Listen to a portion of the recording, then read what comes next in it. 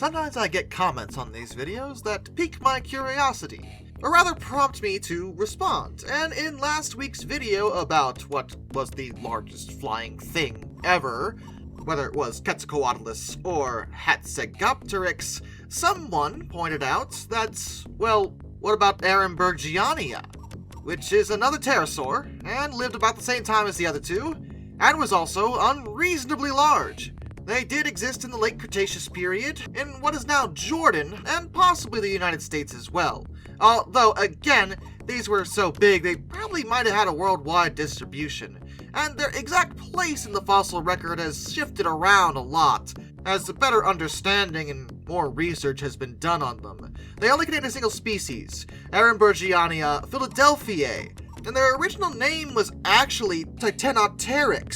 And you may be wondering, hey, that's actually a way cooler name, why'd they change it? Well, it's because it was discovered that that name was already in use to refer to a species of, get this, a fly from the Sumilidae family. And the fly had been named back in 1935 by Gunther Enderlein, so it couldn't be reused for this animal, and thus the species would be renamed to Arambourgiania after French paleontologist Camille Arambourg, who first examined the original holotype fossil after it was discovered by a railway worker in the early 1940s. So, still a very appropriate name for the creature.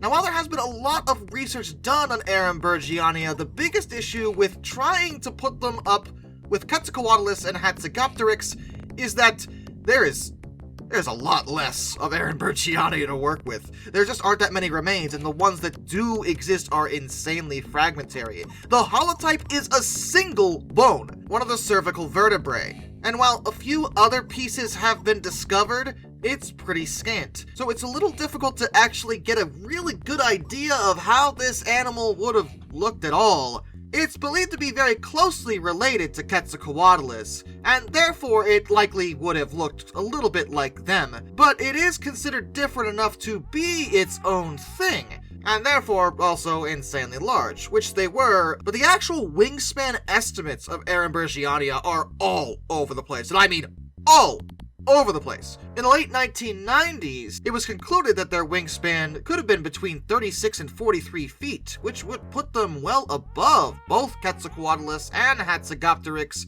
even given their largest estimations. However, modern research has shown that that is likely a gross overestimation of their size. Some pushed back, saying it was probably only about 23 feet, though admittedly those researchers didn't give any rationale for that claim, they just said it was probably smaller. In 2010, Mark Whitten and Michael Habib argued that the 23 feet is way too small, but the 36 to 43 feet wingspan is probably way too big.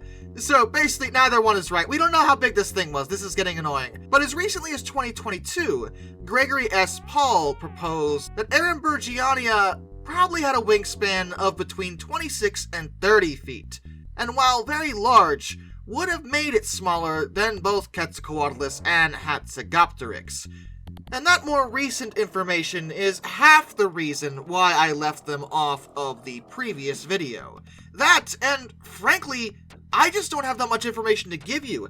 All of these guesses are just that, guesses. There's pretty scant estimates for Quetzalcoatlus and Hatzegopteryx on their own, but Arambourgiania is way worse in this regard. We really just don't know how big they were. Without finding further remains, perhaps of even larger specimens, we just can't say for sure how big they got. They were big, oh, absolutely, but how big is the question.